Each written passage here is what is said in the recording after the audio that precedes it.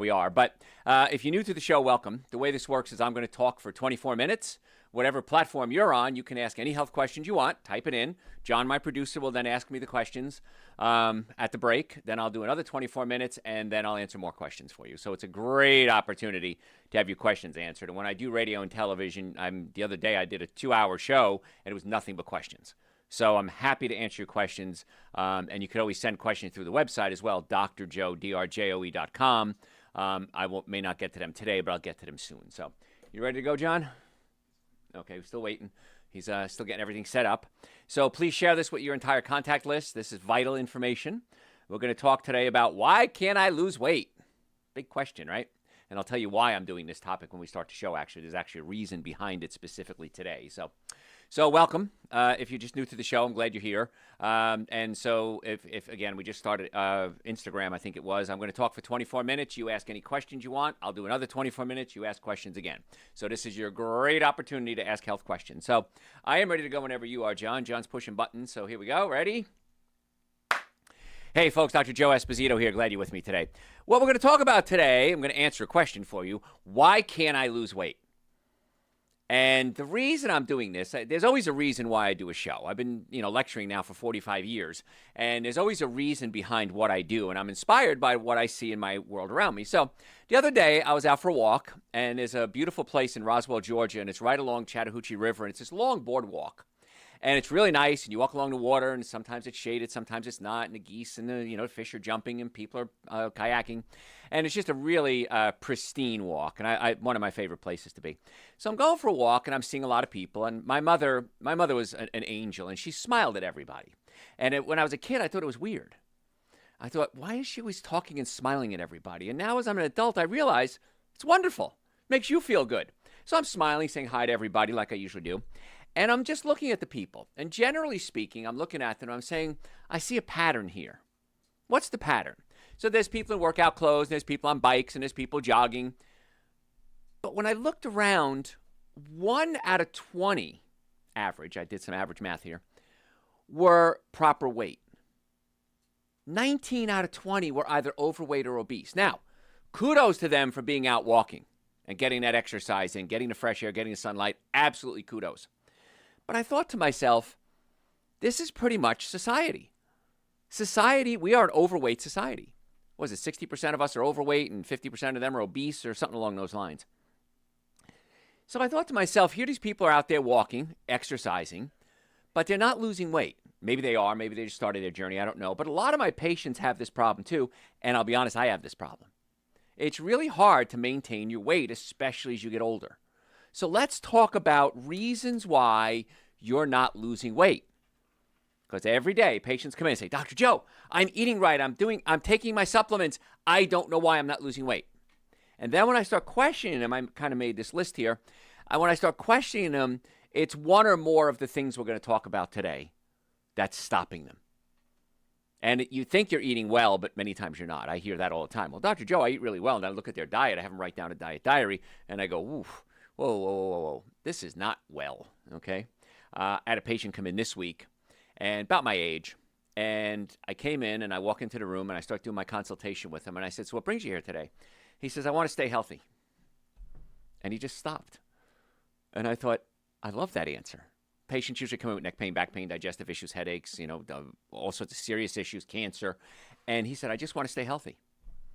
What can I do to stay healthy? So I did an exam. I took some x-rays, did nutrition evaluation on him. And I said, you've got some structural issues. One hip is higher than the other. Your neck is way forward from where it should be. You have a little bit of arthritis in your mid-back. And he says, okay, what do I got to do to fix it? So I put together a treatment plan. I went over nutrition with him. He says, okay. And I thought, this is the ideal patient. He's like, yeah, whatever you tell me to do, I'll do. I love that. So that's where I want to get all of you. I want to get you all to the point you say, what do I got to do to stay healthy? Not get healthy. We're going to get you there first and then stay healthy. That's my ultimate goal. So let's talk about reasons why you can't lose weight. One of them, which is extremely common, I got to do a whole show on this. Actually, I have it all laid out. It's in me. I have a queue of shows I got to do, is your sleep schedule is just totally whacked. How many people have trouble sleeping? Raise your hands. Now, all of us do at some point. But when it becomes a regular thing, that becomes an issue. Personally, I love waking up in the morning going, man, that was a good sleep. And those were some good dreams right there. And so that's the perfect night for me. I just love that. Now, if you get more than 9 hours of sleep, you may be people saying, oh, I'm so jealous, but that could be too much sleep. So too much or too little can be an issue. Now, one of the things we find that when people get depressed, they have a tendency to sleep more. That's okay. Your body is processing whatever devastating impact something had in your life, and your body has to process all this information. So maybe it's a breakup of a relationship. Maybe it's a death of a loved one. Maybe it's loss of a job. Maybe it's a issue with your pets. So yes, there are issues. And with depression, we have to understand it's normal. I remember back in high school, I think it was, maybe grammar school, I wrote a report. There was a woman called E. Kubler-Ross, and she wrote a book called On Death and Dying. Happy topic for a young kid to write on. But it talked about the stages of grief you have to go through. And if you realize you're going through these stages of grief, that's healthy. You know, first is denial. No, it didn't happen. Was it denial? Bargaining with God. You know, God, if you would just fix this, I'll do this. Anger. I'm so mad that this happened. Depression. Acceptance. I think those are the 5 stages, if I remember them correctly, back from 8th grade. But when you go through a crisis, you can look up the 5 stages of grief and look at them. And when you read it, and you can say, oh my gosh, I am in denial. No, that relationship is going to work out. They're going to come back to me. No, that person really isn't dead. No, that they're going to call me back and take me back for my job. That's fine. That's denial. And then you bargain. God, if I could just work this out, or whoever you bargain with, if I could just make this happen, then I'll do this. And then the anger stage. And the anger stage is kind of interesting because you're mad at yourself, you're mad at the other person, you're mad at the situation. And then depression. And when you get to the depression stage, sometimes you may sleep more. That's okay. And then acceptance. But the cool part is if you know where you are, you know what's coming next, and you could look out for it. So anyway, that may be a whole nother show I need to do on death and dying. E. Kubler-Ross. So we're talking today about why I can't lose weight, but if you're sleeping too much, it's a problem. If you're not sleeping enough, that can throw off your hormones, your cortisol level. Cortisol is a stress hormone. It causes you to lay down fat, and fat causes you to gain weight, and fat produces estrogen, which then causes you to lay down more fat. And so that can also make you eat more. When people are depressed, one of 2 things happen. One, you eat too much, one, you don't eat enough. But either way, you're not getting the proper nutrients.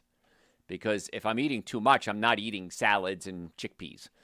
I'm eating the 7 deadly sins: alcohol, meat, sugar, dairy, coffee, soda, and artificial sweetener. So that's something you got to be careful about. So if you understand what's going on in your head, you can step back logically and say, okay, this is where I am. This is what I'm doing. So if you're not getting enough sleep, be careful about that. One of the things that helps tremendously with sleep is activity. If you lay around all day, it's really hard to get to sleep. But activity is going to be one of the keys that you want to add to your repertoire of things to do. So go for a walk. We're going to talk a little later about cross crawl. Simple exercise. I do it constantly, all day, every day. Really helps build up your abs, but it really helps build up your brain too. Because so many times you say, well, I got this beer belly, I just can't get rid of it. Well, you don't have muscle under it. Well, there is muscle under there. There's fat on top of it. Doing a simple exercise, it's standing, doesn't take any work. Anybody can do it. You can do it sitting if you want to. And that really helps build up the abs, which builds muscle, which then muscle helps burn more calories and you lose more weight. So there's this whole process that goes on. And it resets the brain so you get active. So when you're active, when you're at night, then you can go to sleep. So there's a lot of things that go on when you can't sleep. And then, of course, temperature. 68 degrees is what they say is perfect. I like it at 74 degrees. I like my room a little warmer. I like to have a fan on. Some people don't. You got to find out what works for you. Also, I know that I can't, if I drink too much, I got to get up and pee, especially if you're over 40, men. You're going to have some swelling of the prostate, and that's going to be an issue too. So I don't drink too much after 3 o'clock in the afternoon. So that ties into you don't drink enough. And drinking enough water is going to be really important to help lose weight. So the way you know you're drinking enough water is when you pee, it comes out clear. Now, if you're taking Dr. Joe's B complex, for example, vitamin B2 can make your pee turn yellow. That's normal. But generally speaking, when you pee, it should be clear, odorless. If you want to know if it's clear, you can look at it, of course. And if you want to check it, you can pee in a clear glass cup and look at it and see if there's a bunch of stuff floating around in it. Maybe there's blood in there. That could be a serious issue. But you got to drink enough water. Now, water, of course, has no calories, but many times when we're hungry, we're not hungry, we're thirsty. There's a part of your brain, it's called the hypothalamus, and part of that hypothalamus controls hunger and part of it controls thirst. When you're a baby, an infant, those parts are very separate, and you can tell the difference between hunger and thirst. As you get older, those two parts kind of grow together. So it's hard to distinguish between hunger and thirst. So many times when you're hungry, you're thirsty. Not all the time. I just had this discussion with a patient the other day. He said, I heard you say that in one of your shows, and I got to find, I didn't understand what you were saying. So here's a rule. Before every meal, I want you to have a glass of water. 6 ounces, 8 ounces, 10 ounces, whatever it is. Now, I don't do that at dinner because I pee too much. But 6 to 8 ounces, 10 ounces of water before every meal. Wake up, have a big glass of water. Lunch, big glass of water. You're going to find you eat so much less because you weren't hungry, you were thirsty. And that's a real simple, easy, quick fix. Now, sodas, juices, coffee, they don't count. It has to be water. Now, you can do herbal tea if you want to. An herbal tea is a tea made with anything pretty much aside from regular orange pekoe tea. But make sure you get a caffeine-free one. Because we're talking about sleep, caffeine has a half-life of about 8 hours. That means half of it gets out of your body in 8 hours. So if I have coffee, I don't drink coffee, but I can't do any caffeine. I get a headache. But if I do caffeine in the morning, by the time I get to bed at night, it should be out of my system. Now, there are these exceptional people, I think they're aliens, that can drink caffeine and go right to bed. I've met these people. I've seen them. I think it's weird. But their body processes caffeine differently. There's fast metabolizers and slow metabolizers when it comes to caffeine. Different lecture altogether. So drink a lot before you eat, breakfast and lunch especially, and watch how much less you eat. Now, some people don't eat breakfast right around 10 o'clock. They get hungry. Make sure you have that water first. Before any meal or any snack, big glass of water. And that can help your metabolism and help your bowels move better. And if the bowels are moving better, chances are you're going to lose weight too. Many times when we get people on things like Dr. Joe's intestinal formula, which helps clean out the colon, or get them on a high-fiber diet, they start to lose weight. They'll lose 5, 10, 15 pounds in a week or two. Well, they didn't really lose weight. They just cleaned out their colon. That's okay. It's still weight. But then the stomach flattens out, the bloating goes away, and they go, oh, my gosh, this stuff's amazing. I'm looking skinny. Awesome. Love it. Now, don't do things like a laxative to lose weight because you can't absorb nutrients, and that can be extremely dangerous. So I'm not recommending doing something to get your bowels moving. We do have a product, Dr. Joe's intestinal formula. It's not a laxative. It helps naturally get the bowels moving. But it's the only product I have that I don't want you using forever. I want you to find out why the bowels aren't moving. That's more important. But sometimes you need a little jump start. Another reason why we can't lose weight, if just tuning in, I'm Dr. Joe Esposito. We're talking about why you can't lose weight, is you wait too long to eat. So you get very hungry, and then you make bad choices. Now, some of us have made bad choices in our lives. Of course, not me, of course. But no, we've all made bad choices in our lives. And we have to realize, why did we make this bad choice? Now, if I'm hungry, I'm not going to probably eat the best thing. One of the worst things you can do is go grocery shopping when you're hungry, because you are going to make some stupid choices. I don't care who you are, you're going to make some stupid choices. So here's the rule on eating. It takes 20 minutes to get the message from your stomach to your brain. So if I'm starving, I'm famished, I have to eat something. I want you to have 2 handfuls of nuts, half an avocado, bowl of quinoa. Wait 20 minutes. I know it's hard because when you're hungry, you just want to eat. Now, I remember years ago, I had one of my assistants, her name was Sierra, and I gave a lecture. And after the lecture, she came up to me. She says, you know, Dr. Joe, it's okay to be hungry. And I stopped for a second. I thought, what a profound statement. It's okay to be hungry. You're not going to die. It doesn't hurt. It's just a little discomfort. And so it's okay to experience that hunger. I always recommend intermittent fasting, at least 12 hours a day. And I always do 12 hours every day, but if there's an and once or twice a week, I try to go to about 16 hours. And in those 16 hours, I'm hungry and I want to eat. I want to get rid of that hunger pang. It's okay to work through it. And I promise you, when you wake up the next morning, you're going to feel so much better. So if you wait too long to eat, it becomes a problem. So if you're starving, don't eat right away. Have a snack, wait 20 minutes, then eat. Because it takes 20 minutes to get the message from your stomach to your brain. Your stomach releases a hormone called leptin. Leptin goes into the blood, goes into the hypothalamus, and says, hey, I feel full. And if you can do that, you're going to eat so much less. And actually, more importantly, you're going to make better choices. So it's all about making sure the body is working the best it possibly can. And so if I'm thirsty, if I'm hungry, I want to make sure I'm not thirsty. If I'm starving, I want to give myself time to produce leptin so I make better choices. So my goal when I take a patient on is I want to get their nervous system working, the digestive system working, and their diet straightened out so they can work the best they possibly can. I know I've had a lot of patients that are in chronic pain. They say, Doc, when I'm in pain, I want to eat. Why? When you eat things like sugar, it releases chemicals that make you feel good, dopamine, endorphins, and so it helps cover up the pain. So if you have pain, it's okay to cover it up, but I want you to ask yourself this question. Why do I have this pain? What can I do to get to the cause of the pain and not just treat the symptoms?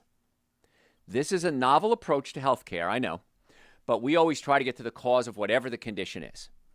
Is it neck pain, back pain, shoulder pain, acid reflux, headaches? I don't know. Whatever your problem is, I always say, where are we going to go to try to get to the cause? In the meantime, we can cover it up if we need to, treat the symptoms, but let's always get to the cause. So if you have a health problem, if you have neck pain, back pain, shoulder pain, numbness, tingling, headaches, digestive issues, nutritional concerns, make an appointment to come see us. In the Atlanta area, we have offices in Marietta, Duluth, and Stockbridge, and we can do remote consultations if we need to. But go to my website, drjoe.com, drjoe.com, book an appointment. Let's evaluate your nervous system, your digestive system, your diet. Let's find out what we can do to get you performing the best you possibly can. Everybody's best is different. Now, normally the first visit is $940. For you, my listeners, I've reduced that to $299. That's an exam, x-rays, consultation, first treatment, going over the x-rays, and a complete nutrition evaluation on a second visit. I do this because I don't know what treatment you need. Let's find out what's going to be the best. How many times have you gone to a doctor or whatever, and they said, you have high blood pressure, take medication, or you have a problem, let's do surgery? What about a second opinion? What else can I do? And even if I need the surgery, I'm not against surgery, what can I do to get myself healthy going into the surgery and healthy coming out of the surgery? I'll ask you this. How many of you have taken medication for high blood pressure, diabetes, cholesterol problems? Has any doctor ever said to you, we're going to put you on a protocol to try to resolve the issue, not just treat the symptoms? Has anybody ever had a doctor say that? I don't know of anybody, and I've been in practice 40 years. So we always try to get to the cause of the problem along with treating the symptoms. So the reason we do this first visit is we want to find out what's going to be the best course of treatment so that I can say, all right, maybe it's chiropractic, maybe it's nutrition, maybe it's orthopedist, neurologist, neurosurgeon, psychiatrist. I don't know. Let's find that out. We accept most insurances, car accidents, sports injuries. Go to my website right now, stop suffering, drjoe, drjoe.com.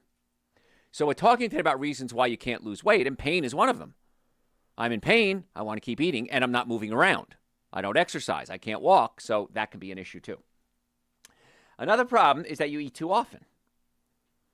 Now, some people don't like to cook. I have a friend of mine, and he's a wonderful man, brilliant, but he just doesn't have domestic skills. And that's self-proclaimed. I'm not talking behind his back. So he eats out at restaurants maybe 2 or 3 meals a day.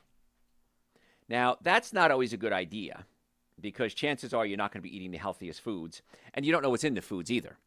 They may be using seed oils. They may be using additives, chemicals, emulsifiers. So I like to cook my own meals. And so if not just dinner, but some people eat lunch out too. And if you eat lunch out, a study was done, and your chances are you're going to be 5 pounds heavier than people that bring their lunch. I strongly recommend you brown bag it. I brown bag it 95% of the time. The only time I don't brown bag it is when I am going to meet somebody, if I have a meeting or a luncheon. So I like to do that because A, I know what's in the food, and B, I can eat whenever I want.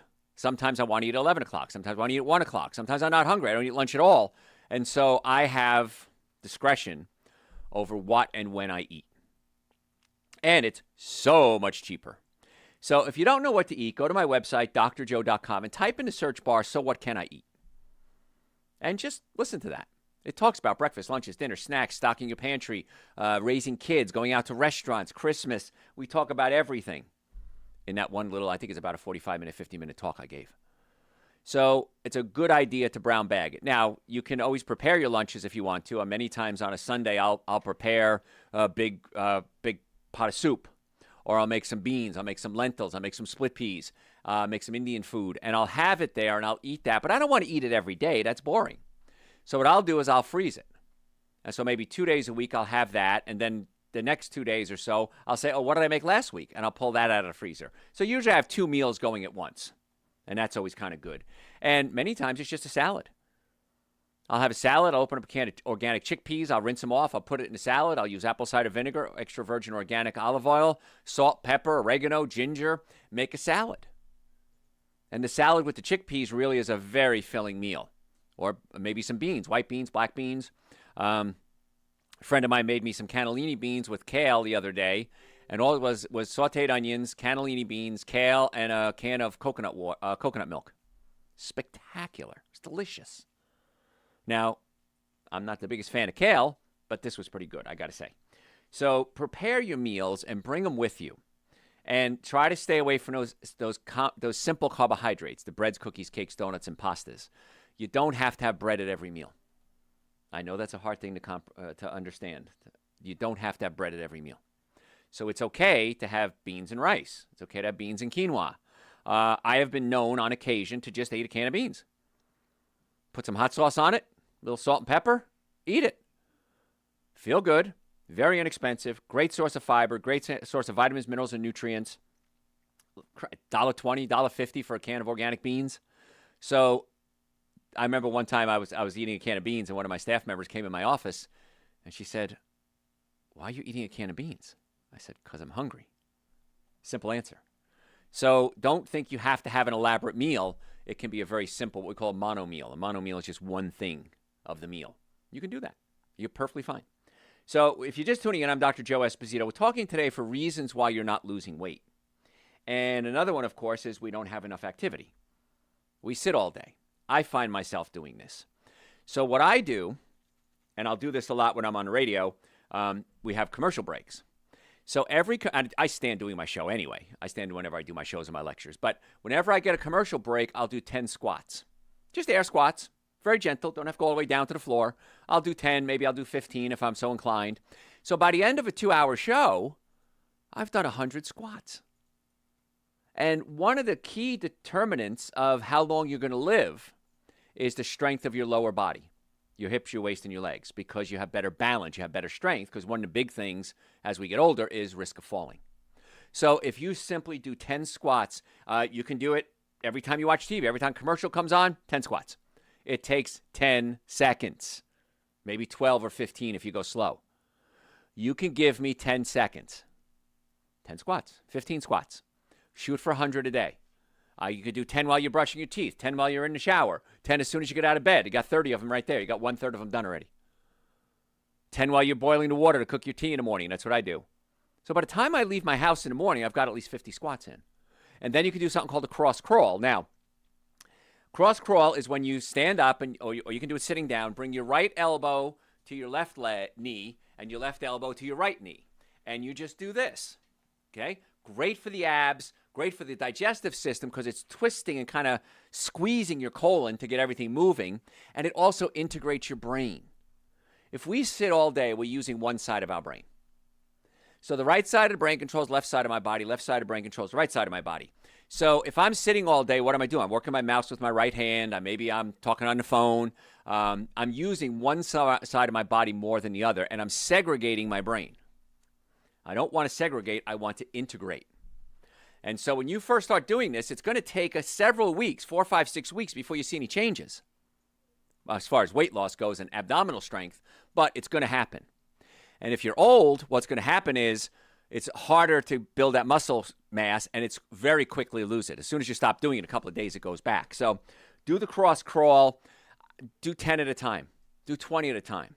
If you could do 100 squats and 100 cross crawls every day, you'll get in shape. Not only your body, but also your brain and your digestive system. And this is a great way to help you have energy. You'll eat less because you're not starving. You're not sitting around all day. So there's no downside to doing this. If you can't do 100, do 50. If you can't do 50, do 10. If you can't do 10, do 1. Do whatever you can do. Cross crawl, squats, amazing what's going to happen, not only for weight loss, but for overall health. Folks, I'm looking at the clock. I got to go to break. If you have any questions, send them to me through my website, drjoe.com, drjoe.com. Follow me on social media, Dr. Joe Esposito. Facebook is the Dr. Joe Esposito. And the podcast is Dr. Joe for the Health of It. Dr. Joe for the Health of It. Don't go anywhere. We're going to be right back. You approve? Christy approves. We can continue, John. If not, we're done. Pack it up. We're done. You have questions for me? What are the best supplements for someone with diverticulitis? Super Green's an essential source to start because it's very easy on the colon. No fiber, very easy to digest. It's it's almost broken down for you. Digestive enzymes. I would take a digestive enzyme with every meal. Absolutely, glutathione, turmeric. That's an anti-inflammatory. Glutathione is for an antioxidant. So Super Green's essential source, glutathione, enzymes, turmeric. Now, that's specifically for that, but I think everybody should be doing B-complex as well, which you're not making B vitamins if your colon's inflamed. So you might want to add the B vitamins as well. So I would get on that right away. I would also go to my website, drjoe.com, and type digestion in the search bar and listen to that lecture. I don't want to treat diverticulitis. I want to treat the cause of diverticulitis. Big difference. When you listen to the show we did on digestion, it's going to make a lot of sense to you. And then you probably want to come see us because every case of diverticulitis, there's a physical component that needs to be addressed, and my team of doctors can address that for you. But you ask for the supplements, that's it. Super Green Essential Source, glutathione, enzymes, B-complex. What else? John's got a lot of questions. He's scanning everything. He's looking around. What are triglycerides? I've heard that number is more important than the LDL number for cholesterol. Well, cholesterol, you've been fed a lot of hooey when it comes to cholesterol. First of all, you need cholesterol. And many people, most people, majority of people that have Alzheimer's are on statin drugs. Cholesterol is necessary for brain function. It's necessary for the production of sex hormones. It's necessary for your cells. So cholesterol is very important. The LDL cholesterol is the one that oxidizes. It essentially rusts and then sticks to the artery walls. Now, it's not so much the LDL level, it's why is it sticking to the artery walls that's important. And so that's why you can do a test called homocysteine. Homocysteine will determine how much inflammation you have. And that'll kind of help. That's more of a test than just the cholesterol itself. You got to look at your diet. Why is my body oxidizing this cholesterol? And you got to find that, and it's usually a bad diet. It's pretty simple. 1 in 100 people have genetically high cholesterol. 99 out of 100 would do very well in most cases to change your diet. So what happens is I eat sugar. You asked about triglycerides, and I went off on a tangent. Sugar is converted into glucose. If it's not glucose already, the liver absorbs it. Once the cells have once the cells have enough glucose and you keep eating sugars, breads, cookies, cakes, donuts, pastas, the body says, wait a minute, I can't have sugar floating around in the blood. What am I going to do with it? I've got to take that sugar and convert it into glycogen. Glycogen is where we store our excess sugar. It's in the blood vessels. It's in the liver. And so if I run out of sugar, I have my glycogen stores and I start burning glycogen. Once all my glycogen stores are filled up, my body says, uh-oh, I'm still eating sugar. What am I going to do with this sugar? So the body sends it back to the liver and it converts it into triglycerides, which then gets stored as fat. So the triglycerides are the end game. You've got too much of this stuff and the body doesn't know what else to do with it. It's going to store it as fat. So when the triglycerides are high, that's a warning sign. You got to say, hey, what am I doing? Why am I dumping so much sugar into my body to make my triglycerides go so high? So I look at triglycerides to say, how can I get them down? I don't want to take a drug to bring them down. I want to find out why they're high to begin with. And mostly it's due to poor diet. So if the triglycerides are high, change your diet. That's going to take all those free radicals out of the diet as well, and that's going to lower the oxidation of the LDLs, and that's going to clean up your arteries in most cases. So, yes, it's a bad sign, but now you know what to do about it. If you don't know what to eat, go to my website, drjoe.com, and type in the search bar, so what can I eat? If you have cholesterol questions, just type cholesterol in the search bar and listen to the show we did on cholesterol. But I digress. Are 3-day fasts okay? Yes, absolutely. 3-day fasts are great. Make sure you take your supplements with them. Super Green Essential Source, B-complex, vitamin D. You've heard me talk about that's the starter kit. I take a lot more. I take omega-3 fatty acids. I take men's hormone support. I take turmeric. I take adrenal support. So even when you're fasting, you can still do the supplements. This way your body gets the nutrients and helps your body detoxify better. And make sure you drink lots of water when you're fasting. So what else? Can you take digestive enzymes every day? Yes, absolutely. Yeah, especially as you get older. Now, if I'm 16 years old, I probably don't need enzymes because my body is spitting them out like crazy. When you're into your 7th decade of life, you probably do need to take enzymes every day. Yeah, it just slows down that aging process. What else? Is the rice at Mexican restaurants okay, or is it too much sodium? There's too much sodium, and they usually use chicken broth as well. It's very rare I found a Mexican restaurant that doesn't use chicken broth in their rice. And so you could ask for white rice if you want to, if you have to do rice, or just forego the rice altogether. If I go to a Mexican restaurant, I make sure I get the beans that don't have any lard in them. Most places don't put lard in their black beans. I've never had a place that put lard in the black beans, and most places also, the refries are okay. Some of them do put lard in there. You just don't eat them. Throw some guacamole on top of that. Throw some salsa on top of that. Then you go some pico de gallo, some lettuce, some tomato, some onions. And you could eat that with a spoon or a fork. And it's like a 7-layer dip. And it's delicious. Because you want to avoid the chips if you can. If you do chips, because I know most of you are not going to listen to everything I say, my rule is 5 chips. That's it. No more than 5. I don't care how you do it. No more than 5. And this way you're really cutting back on those chips because they are acrylamides, which are linked to cancer, and omega-6 fatty acids and genetically modified corn. And so it's so bad. The chips are like the worst of the worst, but they taste the best of the best. So that's how I do it. So that's a good rule. So ask them if they put chicken broth in the rice. They're probably going to say yes. And then you say, okay, I'll have another order of beans then. What else? That is all. Oh, wow. All right. Sip my tea here.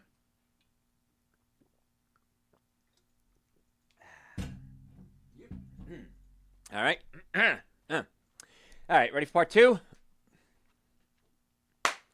Hey, folks, Dr. Joe Esposito. If you just joined us, welcome. If you stayed with me, thank you. I appreciate you. I know it's busy, and I appreciate you taking time out of your day to be with me. So what we're talking today, we're answering the question, why can't I lose weight? And there's so many different reasons to it. And we covered a lot already. And by the way, we put all these shows on my website, drjoe.com, and you can always watch it there or listen to it there if you want to. And we have it on YouTube as well. So if you miss part of the show, and I understand life gets in the way, you can always go back and listen to not only this show, but as many shows as you want to. My website has about 4,000 hours of content on it. And so far, the cost to listen to all of that is absolutely free. And if you have any questions, you can send them to me through my website as well, drjoe.com. Happy to answer questions for you. Okay, and we get about 20 questions a day through the website, and I'm happy to answer all of them for you. So let's talk about more is why can't I lose weight? You use food as a reward. This was bad. This happened when we were kids. We all do it. Oh my gosh, you did so great. Let's go out for ice cream. How many people had that happen to them? Oh my gosh, it's your birthday. Let's have cake. Exciting story, right? I'll tell you a little story about that. Not long ago, I had a birthday. And for my birthday, somebody sent me a fruit basket, which was wonderful. And I went out with my friends, and we went out to a Thai restaurant. And it's a place I've been going to for over 20 years. And I walked in, and I said, oh, Dr. Joe's here. Your usual? I said, yeah. So I had vegetables with tofu, and it was great. And then one of my friends said, let's get you a cupcake. It's your birthday. You deserve a cupcake. So we went to a store, Sprouts specifically. I have no affiliation with the company. And they were vegan, gluten-free cupcakes, and little tiny ones, about the size of a quarter, maybe a $0.50. And we bought a box, and we all split it. So I had 3. Okay, so 3 quarter-size ones. That night when I got home, you know what I wanted? More cupcakes. The next day, you know what I wanted? More cupcakes. The third day, yeah, I had to break this cycle because they were so good and so full of sugar that it just blew out my brain, and I released all this dopamine. I got this rush of pleasure, and what did I want? More pleasure. Ecstasy, that's a drug. I've never done it, but what ecstasy does, it dumps your brain with this massive amounts of dopamine. And so you think everything is great and wonderful, and you feel you're so lovey-dovey, romantic, but your brain never dumps that much again. Because your brain says that was too much of a dopamine release. I got to calm that down. So no matter what you do, you can't hit that. And a lot of drugs do this. The first hit is the best. Heroin, I understand, does the same thing. and it's called chasing the dragon. What do you want to do? You chase this for the rest of your life. I want to feel like I did after that first cupcake. I want to feel like I did after that first hit of heroin, or after that first hit of ecstasy. Is it a hit of heroin? I don't even know. And so that's how the body works. Your body down-regulates, it's called, to protect yourself. Now, I hadn't had sugar in years, probably, and so I had it as a treat. Didn't want to offend my friends who were taking me out. And so we used food as a reward, and boy, I wanted more. And so once I realized, again, we talked about this earlier, and we talk about, emotional eating, you have to realize why I'm doing it. If you've ever been to an AA meeting, people stand up and say, "Hi, I'm Joe, I'm an alcoholic." What's the first step of becoming sober is realizing you need to become sober. What's the first step of changing your diet and changing your health? Realizing you have to change your diet and your health. I love when patients come in the office and say, "Dr. Joe, I want to do what you tell me to do. It's time." I had a guy come in the other day. "Dr. Joe, I've been listening to you for 14 years. Every week I listen to your show, your Sunday, your radio shows, your podcast." He says, 14 years. Wasn't ready. I'm ready. Tell me what to do and I'll do it. He's done. I don't have to train him at all. He's ready to go. So if you have something sweet, I want you to realize something. What do you want more of it? You want more sweet. If you have bread, you want more bread. So you have to stop that cycle. Stop using food as a reward. So if you go to work out and you say, "I just worked out, I'm going to go have a drink. Let's go have a beer after my workout because I just worked out for an hour," you just wasted that whole workout. Metaphorically speaking, you got some benefit from it. So be careful how you eat and why you eat. I'm going to go out with my friends and we're going to have a treat. Okay, that's fine. Once you have the treat, think about it. Do I want more treats? If the answer is no, you're okay. If the answer is yes, then you got to say, "I got to rethink this. Maybe I shouldn't go out for a treat." I get invited to many, many, many events. Sometimes as a lecturer, sometimes it's just being invited as a guest. And all the events I go to, open bar, desserts, usually meals are provided, and I watch everybody else poisoning themselves. And I sit down and I'll have the cauliflower, I'll have the broccoli, I'll have the baked potato, I'll have the mushrooms. And dessert comes around and I'll say, "Can I get a bowl of berries instead?" And nicer restaurants have berries. They say, "Yeah, sure," they bring me a bowl of berries. Cheaper for them. And I think to myself, I see my friends hurting myself. My colleagues, I guess I should say. These aren't usually my colleagues, not my friends. And I watch it and I said, that's a shame. And sometimes I'll even joke. And I'll say, I got to get younger friends. You guys aren't going to be around that long. Or you know what? I have one friend, he drinks diet soda, and he's a friend. And I said, "Man, I got to take out a life insurance policy on you, man." I said, "I got that's a no-brainer right there. I'm gonna cash in on that one." So think about why you're eating. And you have to ask yourself this question: is it worth it? Ask the simple question: is this worth it? If the answer is yes, then eat it. If the answer is no, then don't eat it. I don't drink. Last time I drank, I was 28 years old. I was in a place called Anguilla, beautiful island, northernmost Lower Antilles, if I remember correctly. And it was a wonderful place. And I was there with somebody who was a kind of a big celebrity, a news person. And they sent a bottle of champagne to our room. And I was 28 years old. She was 40. And I said, "I'm going to have a glass of champagne. I'm going to celebrate." And so I had a glass of champagne, and I felt awful. And I remember thinking, I flew all the way to wherever it was. I had to find St. Martin and then take a boat over to Anguilla, whatever it was, this beautiful resort. And I didn't feel good. And I thought to myself, I'm done. I'm not going to drink anymore because it's not worth it. And half a day later, I came around and I felt better. One glass of champagne. And I said it wasn't worth it to me to be in paradise and not feel 100%. And so that's when I stopped. I never was a big drinker, but that's when I stopped drinking. So if you overuse the alcohol, those are, my mother used to call them wasted calories. Okay, so if you drink 3 or more drinks a day, that's certainly going to put on weight. Even I wouldn't say 3 or more drinks even a week. So I wouldn't recommend drinking. Now, if you're going to drink, because I'm a realist, again, I like being on top of my game. If you want to have a drink, that's fine. Make sure you take a second dose of Dr. Joe's Super Greens, Dr. Joe's Essential Source, and Dr. Joe's B-Complex. Because you're going to pee out a lot of the vital nutrients in your body, and I want to replace and mitigate the damage that the alcohol did. Now, Super Green's an essential source of 2 powders. They taste great. I take a scoop of each. I mix them together. I add 10 drops of Dr. Joe's vitamin D3 with K2, shake it up with some coconut milk, almond milk, water, and I drink it first thing in the morning along with my water. And I can't tell you how many patients have told me, Dr. Joe, I eat so much less food when I take your supplements. Because remember, when you're hungry, you're not hungry for food, you're hungry for nutrition. Food is just a conduit for nutrition. Most people consider what you consider food not really food, it's just calories, just filler.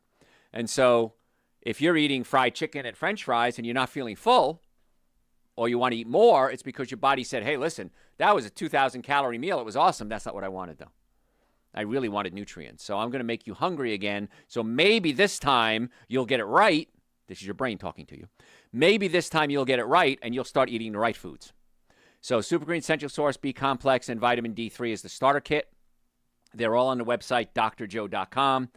Please, if you're not willing to do anything else, you're not willing to change your diet, you're not willing to move more, you're not willing to get your spine aligned, you're not willing to do anything else, at least take supplements.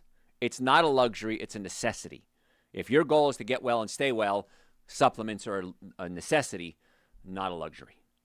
So Super Green Essential Source, B Complex, and vitamin D. If you're going to drink, take a second dose of that before you go out drinking or when you get home. Either way. So let's at least mitigate the damage. I know many of you aren't going to say I'm not going to give up booze, but at least I'm going to stop causing so much damage. And booze does so many different things. It lowers your testosterone.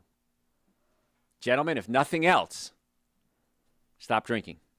I was at an event the other day, and this guy came up to me, and I've known him for years. And he says, hey, man, you're the smartest guy in the world. I listen to your shows. You're a genius. I love what you have to say. I'm going to start sending you some questions. Okay. So a couple of days later, I get a message. Hey, great seeing you, man. The doctor has me on testosterone injections. Now, he's my age. He says, I feel awful, and they're worried about increasing my risk of heart attack or stroke, so the doctor wants to take me off the testosterone. What can I do to naturally raise my testosterone? And when I met him, I was at a party. I said, you got to cut out the booze. Alcohol lowers testosterone. Done. Now, there's other things you can do, too. There's supplements, men's hormone support for women, women's hormone support, adrenal support, because the adrenal glands produce testosterone. As you get older, testicles don't do as much. The adrenal glands kick in. So there's a lot of things we can do to raise testosterone. Do squats, do cross crawl, build up your muscles. But you got to cut out the booze. And it's going to put weight on you, too. And it can cause fatty liver, of course. And fatty liver could kill you. And it can cause brain damage. So a lot of reasons to cut out the booze. So if you're just tuning in, I'm Dr. Joe Esposito. We're talking today about why can't I lose weight? And you can't negotiate with yourself. I worked out. I deserve this. I didn't have anything all week. It's the weekend. I deserve this. What's your goal? If your goal is to go out partying with your friends, then you're absolutely right. Go out and party with your friends. If your goal is to get well and stay well and obtain optimum health, then you got to consider, what do I got to do? And it's not so much what you have to do. It's what you don't do. That's more important. That's a profound statement. It's not so much what you do, it's what you don't do that makes the difference. Don't eat alcohol, meat, sugar, dairy, coffee, soda, and artificial sweetener. Don't sit around all day. Don't sit at a desk. Get up and move around. Do your cross crawls. Do your just walking. General walking is fine. So don't do those things. And then what you do is take your supplements. Eat more quality foods, fruits, vegetables, nuts, and seeds. Get your spine checked. If there was one thing that I could recommend to help you obtain better health, is you have to have a normally functioning nervous system. Nervous system controls everything. So if you have a pinched nerve going to your liver may work, but not at 100%. Spleen, kidneys, thyroid, testicles. So you've got to get the nervous system working. Now, if you have a pinched nerve, 10% of the time it hurts. 90% of the nerves don't feel pain. So you can have a malfunctioning nerve and not know it. That's why it's so important to check the nerves that feel pain and check the nerves that don't feel pain. And my team of doctors do that. So if you want to make an appointment to come see us, maybe you do have neck pain, back pain, shoulder pain, car accident, sciatica, absolutely come see us. But when you come in, we're going to check the nerves that don't feel pain as well. And so if you want to make an appointment, drjoe.com, drjoe.com. Normally the first visit is $940. I've reduced that to $299. That's an exam, x-rays, consultation, first treatment, going over the x-rays, and a complete nutrition evaluation, all on your follow-up visit. And I do that because I want to find out what's going to be the best course of treatment for you. I don't know that until I find out. Do you have arthritis? Do you have swollen discs? Do you have scoliosis? Is one hip higher than the other? Or do you have a normal curve in your neck? Are the bones rotated? I don't know all this. So let's find out. Maybe it's chiropractic. Maybe it's orthopedics. Maybe it's neurology. Maybe it's physical therapy. I don't know. So that's why we say let's make it so affordable you can't say no. And then if we do need care, we'll put together a treatment plan for you. We'll do a nutritional workup on you. We accept almost all insurances, car accidents, sports injuries. I'm even on the VA referral list. My team is. So drjoe.com, stop suffering needlessly. And yes, we accept Medicare. So stop suffering needlessly. It's not just about my back hurts, my head hurts. It's about getting the whole body performing at 100% of its capabilities. So what's the website again? drjoe.com. So we're talking today about why you can't lose weight. And if you have stress and you have a snack attack, again, you're going to raise the cortisol levels, the sugar, the alcohol. I don't know what it is in the food. It may not be calories. 1,000 calories of almonds is a lot different than 1,000 calories of cupcakes. Yet it's the same calorie. A calorie is how much heat it takes to raise 1 liter of water 1 degree centigrade? That's how we measure a calorie. It's how much heat it takes. And so calories are calories. You're absolutely right. But what long-term effect does it have on the bacteria in your colon, your microbiome, your brain function, your hormone imbalances? If I'm raising my estrogen causes me to lay down fat, which then causes me to produce more estrogen, which causes me to lay down more fat. Is it lowering my testosterone like alcohol? Testosterone builds muscle mass. Muscle mass burns calories.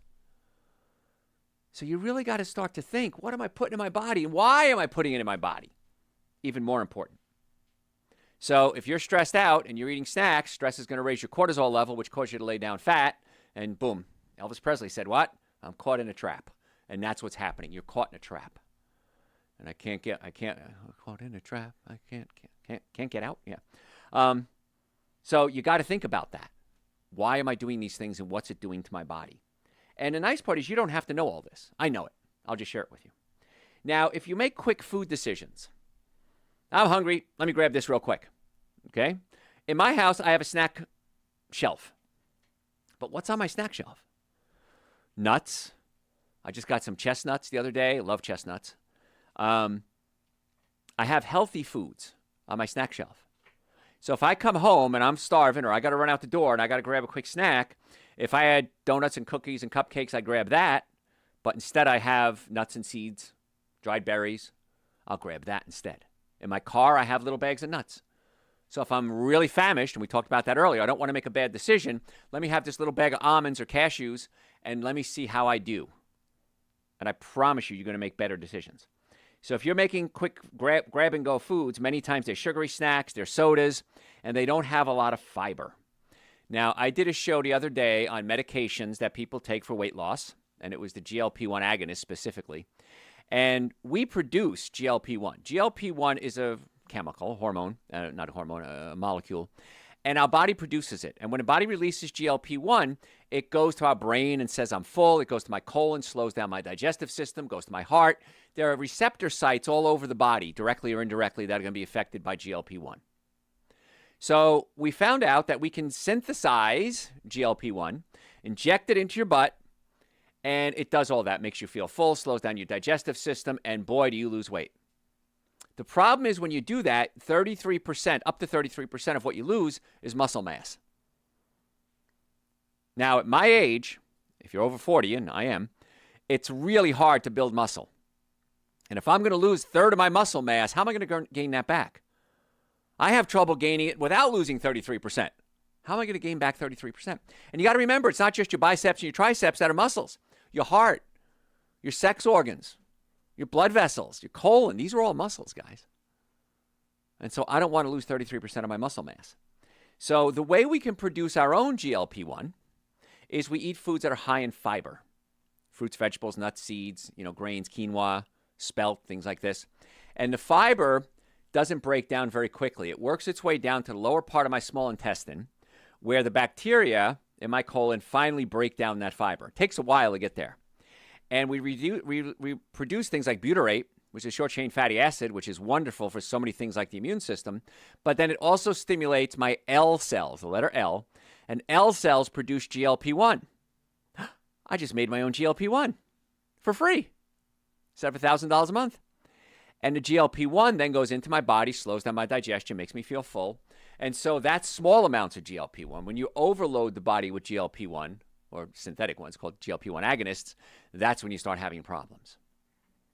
So by eating high-fiber foods, not only are you going to feel full right away, but it's going to help long-term, even producing something called, like I said, short-chain fatty acids like butyrate, which are so important for the immune system. So more fiber. And again, if you don't know what to eat, go to drjoe.com and type in "so what can I eat" in the search bar and just listen to that. And the cost for all my shows on my website, my radio shows, my podcasts, my blogs, all that's absolutely free. That's my gift to you. So search the website. And if you can't find what you're looking for, you don't feel like searching, send me an email. It'll say, a little bottle pop up, say, "Hey, want to chat?" Send me an email, or it says contact us. It'll come to me personally. I'll answer your questions. If you have a private question, like erectile dysfunction or something like that, it's only coming to me. Nobody else is going to see it. So please feel free to be very open in your chats. I'm happy. Nobody else sees it. I don't share it with anybody. It goes right back to you. So we're talking today about why can't I lose weight. Another one is thyroid. A lot of people say, "Well, I have a thyroid problem, Dr. Joe." You might. You might have hypothyroidism. But the big thing is, especially in America, a lot of us, most of us, are deficient in iodine. And iodine is necessary for many things, including thyroid hormone production. And the thyroid hormones, the big ones, are T1 and T3 and T4. T4 converts into T3 in the liver. So many of us don't have a thyroid problem, we have a liver problem. The liver isn't converting T4, thyroid 4, into thyroid 3, or thyroid hormone 3, because the liver isn't working. And the numbers 4 and 3, by the way, tell you how many molecules of iodine are attached to that hormone. So if you don't have enough iodine, you may not be able to make enough T4 and T3, or the liver isn't converting T4 into T3. So that's why I recommend we need to add iodine to our diet. How do we do that? Well, Dr. Joe's Super Greens and Dr. Joe's Essential Source both have sea vegetables in them. And sea vegetables are the best source of iodine. So one of the many reasons you want to take Super Greens and Essential Source every day is because of the iodine content. Other than that, the only source most people get iodine from is from salt. And you're not supposed to eat table salt. So what do? Caught in a trap. I can't walk out. Can't walk out. That was what Elvis said. I'm caught in a trap. I can't walk out. And that's what's happening. You're caught in this trap. Don't do salt, but if I don't do salt, I can't get iodine. I need iodine for my thyroid. Where am I going to get my iodine from?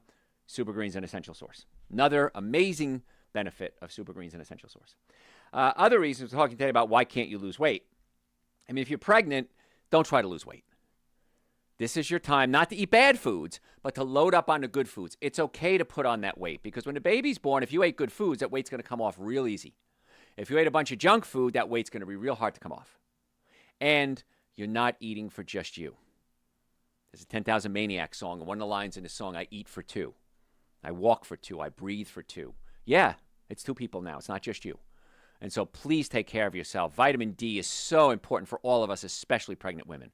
B-complex, so important for pregnant women. So if you're pregnant, drjoe.com, "So what can I eat?" Just eat off that, what I talk about. It's a list, but it's me talking. And don't do anything else. It's not your decision anymore. It's about the baby now. After the baby's born, do what you want. But at this point, our goal is to take care of that baby. And supplements absolutely positively. And many pregnant women have acid reflux and heartburn because the baby is pushing the stomach up into the diaphragm. Now, whether you're pregnant or not, if you have heartburn, acid reflux, burping, gas, bloating, there's a technique my doctors and I use where we can physically pull the stomach down away from the diaphragm. And I had a patient come in the other day, and he was my age, little chubby, probably about 20 pounds overweight, horrible acid reflux, burping, bad breath, terrible gas. And so my doctors worked on him, pulled his stomach down. Next day he comes in and he grabs me. I'm walking down a hall. He pulls me in a room. He says, "What did she do to me?" One of my doctors. I said, "What do you mean?" He goes, "I feel great. My neck feels better. It's not fixed, but I didn't have any bloating. My wife said my breath didn't stink. My stomach flattened out. My gas went away. What did she do to me?" And I explained again. We pulled the stomach away from the diaphragm so you could digest your food. And he said what everybody says. "Why didn't somebody tell me about this sooner? I've suffered for so long. I've taken so many medications, and she just pulled my stomach down. It took 10 seconds. Why didn't somebody tell me about this sooner?" I said, "Listen, it doesn't work for everybody, but I'm so happy that it worked for you. Now your job is to be an ambassador and go tell other people." So if you have health problems, folks, just come see us. Don't be like everybody. I waited 10 years, 15 years, 20 years. Dr. Joe, I heard you speak 40 years ago at my high school. I had that happen not long ago.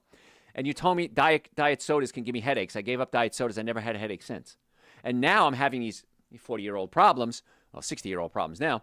And he said, I'm so glad you're still here. I want to come see you. So if you want to come see us, drjoe.com. If you have any questions, drjoe.com. You want to order supplements, make an appointment, drjoe.com. drjoe.com. Follow me on social media, Dr. Joe Esposito. Facebook is the Dr. Joe Esposito. Podcast, Dr. Joe for the Health of It. I don't know how else I can make it easier for you, folks. We post every day on social media. One little minute, about a minute and a half posts. So if you like it, follow us. If you don't like it, unfollow us. Sign up for our newsletter. You can become part of the elite group of people that get announcements before they happen, supplement discounts. Sometimes we giveaways, T-shirts and stuff. We've given away concert tickets. It's drjoe.com. It says sign up for our newsletter, sign up. If you don't like it, unsubscribe. But that's going to be the ultimate, is sign up for our newsletter. So, folks, I want to be your doctor. So many of you are suffering needlessly, and it breaks my heart. And I don't want you suffering anymore. So thanks so much for tuning in. I'm Dr. Joe Esposito. Tell your friends about the show. We'll catch you next time. All right. That was a lot. Always a lot, though. And I still got all this to cover. I didn't even touch. Another 2 hours right there. All right, John, you have questions for me? Does red yeast rice have the same side effects as statins? If this is the person who just sent me that question, the answer is yes. I just got that on the website. Yes, because what happens is there's an enzyme in your liver that produces cholesterol. That same enzyme produces something called coenzyme Q10. So red yeast rice, I think it's red yeast rice, is that what it is? Or red rice yeast, yeah. It lowers that enzyme production. So you're not producing cholesterol, but you're also slowing down your production of CoQ10. Now, CoQ10 is necessary for every single cell in the body. It goes, well, the ones that have mitochondria in it. It goes into the mitochondria. Mitochondria generates electricity. And the CoQ10 is necessary for the mitochondria to generate electricity. So if you're lowering your production of CoQ10, you're going to get tired. This is why a lot of people on statin drugs get really tired, because they're just not producing energy because CoQ10 loss. And so if you're taking statin drugs, I strongly recommend you take a CoQ10 as well. In fact, I got an email today from one of my best buddies in the world. I've known him for about almost 50 years now. And he said, listen, man, should I still keep taking CoQ10? He's my age. I said, absolutely. He said, okay, thank you. I'm walking into the health food store now. So CoQ10, yeah. So if you're going to take red yeast rice, it's going to lower the cholesterol. It's going to lower the CoQ10. So I wouldn't recommend it. If you want to lower your cholesterol naturally, go to my website, drjoe.com, and just listen to the show we did on cholesterol. Just type cholesterol in the search bar. So if you're going to do it, take CoQ10 as a supplement. What else? What are the healthiest ways to increase your dopamine? Well, romance is the absolute best one. Absolutely, but that's not always an option that people have. So physical contact, just hugging somebody for 20 seconds releases the dopamine and the norepinephrines. Dopamine, if you want to increase it, fava beans. Fava beans and velvet beans are high in L-dopa, which creates dopamine.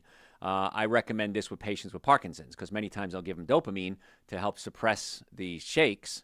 But studies have shown that velvet beans and or fava beans, velvet beans work better than fava beans, actually work as well as many medications without any side effects, plus all the nutrients. So that's something you might want to consider as well. But anything that gives you pleasure is going to release dopamine. So what do you like doing? I love talking. I love educating you guys. My dopamine is like being released like crazy right now. Exercise releases dopamine. Romance releases dopamine. Fava beans release dopamine. Healthy digestive system. If you have acid reflux, heartburn, burping, gas, bloating, you're not breaking proteins down to amino acids. So there's 20 amino acids. The amino acid named tyrosine becomes dopamine. So if you're not breaking down your proteins properly, you're not getting the proper release of tyrosine. Tyrosine becomes dopamine, so you can't produce as much dopamine. And then dopamine becomes norepinephrine, which gives you energy. So fixing the gut is going to be the main thing. No matter whether you have romance or you're hugging somebody or you're happy or you're playing with your grandkids, if you don't have a healthy gut, you're not going to be able to get the most neurotransmitter production. So fix the gut and then do everything else. And that will increase your dopamine levels.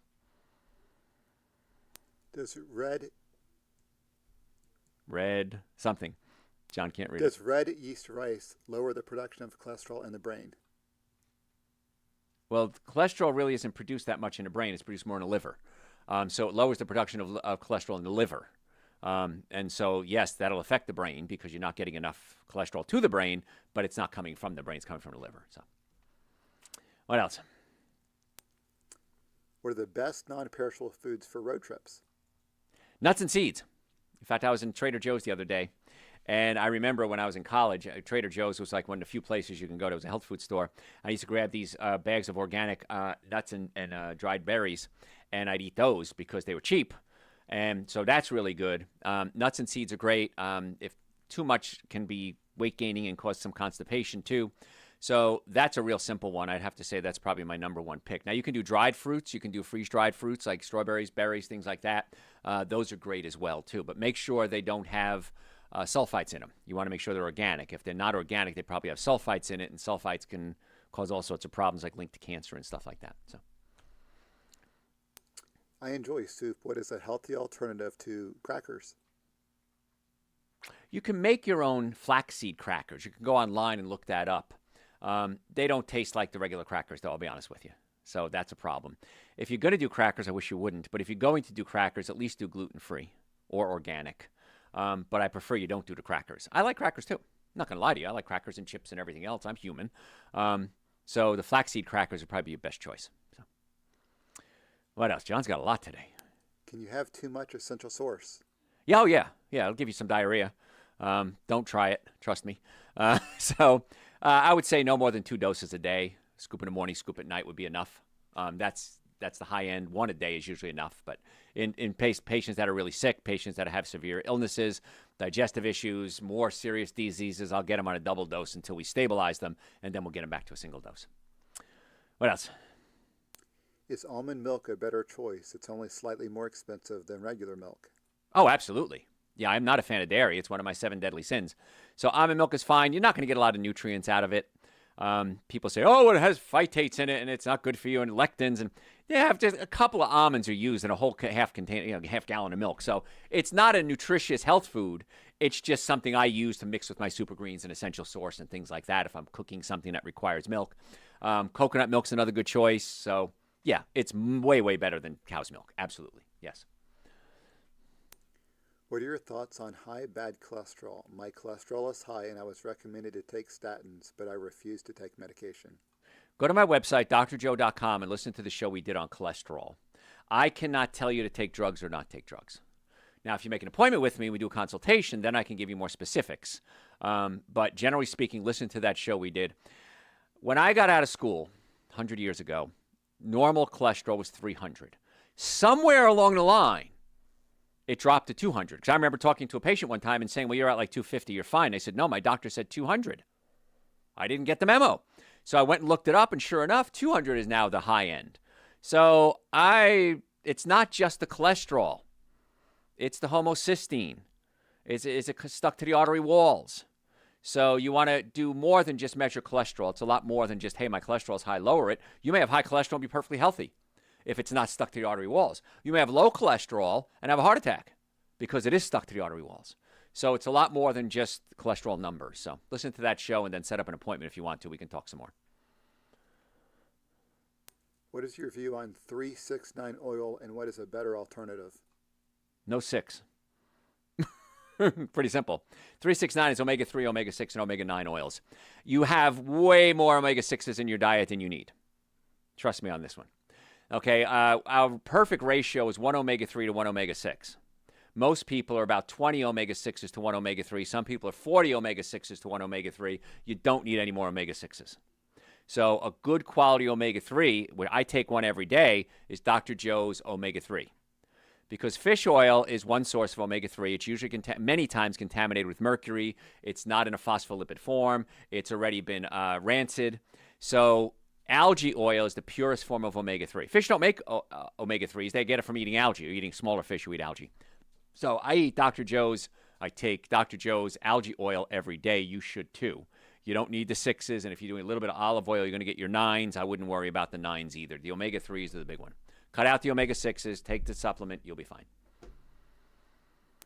What is your view on eating foods according to your blood type? Dr. D'Adamo wrote a book called Eating Right for Your Blood Type. And he did that based on a research from his father got from a dentist back, I think it was in the 30s. Don't quote me on all this. And what he found was there seems to be a little pattern there. So I'm not going to say it's total, hogwash. But like one of the things, for example, the original research was that if you were very sick and you were type O, you did very well if you ate small amounts of raw organic meat. Small amounts raw organic meat. People say, I should eat more steak. No, that's not what the research says. And so I'm an A. So I'm supposed to be vegetarian. All right, maybe it's true. I don't know. I think there might be some validity to it, but I really wouldn't put a whole lot of heed to it.